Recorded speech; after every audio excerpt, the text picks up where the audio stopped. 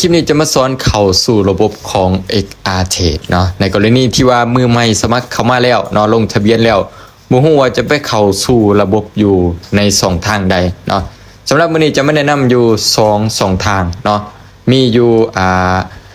Google และ Safari เนาะสามารถเข้าไปค้นหาได้ทั้ง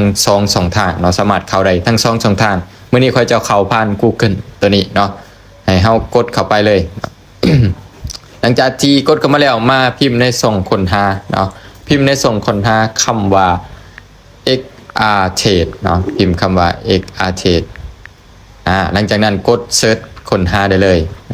จะเด้งมาหน้านี้ให้เฮามาเลือกหาเว็บของ XRTrade เนาะจะเป็นตัวนี้หลังจากนั้นกดเข้าไปเพิ่นจะเด้งมาหน้านี้อันนี้เป็นขั้นตอนการเข้าสู่ระบบอยู่ในหน้าต่างเนาะเฮาสามารถเลื่อนอ่านรายละเอียดต่างๆได้เนาะถ้าว่าบ่อยากอ่านก็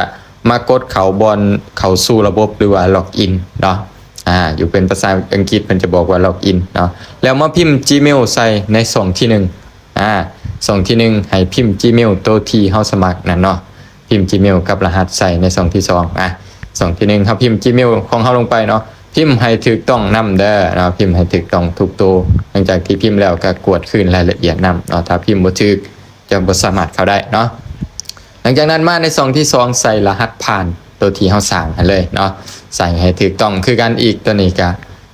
พิมพ์รหัสผ่านของเฮาลงไปในช่องที่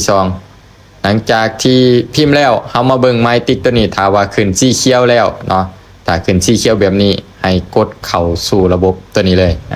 หลังจากนั้นเพิ่นจะเด้งมาถามถามรหัสช่อง FA ถ้าว่าไพ่ตั้งจะถามถ้าว่าไพ่บ่ทันตั้งจะเข้าสู่ระบบเลยเนาะตัวนี้เฮาตั้งแล้วเนาะเฮาต้องออกไปเอาที่แอป Authent Together ตัวนี้เนาะไปคัดลอกเอารหัส6ตัวของเฮาเนาะแล้วมาหารหัส6ตัวที่เฮาสร้างใหม่หั่นเนาะรหัสตัวนี้จะเปลี่ยนทุกๆ30วิเนาะถ้าว่ามันจะเบิดเวลาก็รอถามใหม่หลังจากที่คัดลอกแล้วก็มาวางใส่ในบอลเพิ่นถามเลยแล้วก็กดเข้าสู่ระบบเท่านี้ก็ถือว่า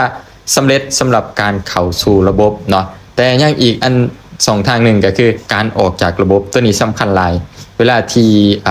เฮาเข้าสู่ระบบแล้วเฮาเทรดแล้วเฮาจำเป็นต้องได้ออกจากระบบเด้อถ้าว่าบ่ออกจากระบบมีผู้มาเข้าสู่ระบบของเฮามีผู้มาจับโทรศัพท์ของเฮาแล้วไปเทรดเงินเบิดของเฮาบ่ได้เนาะเฮาต้องออกจากระบบมาที่3ขีดทางซ้ายมือหลังจากนั้นเลื่อนมาหาคำว่าออกจากระบบกดออก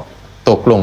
เท่านี้ก็ถือว่าสำเร็จเนาะสำหรับการเข้าสู่ระบบและออกจากระบบเนาะและสุดท้ายนี้ก็ฝากทุกคนกดไลค์กดติดตามนำให้ทุกคนเทรดให้มีความสุขเนาะ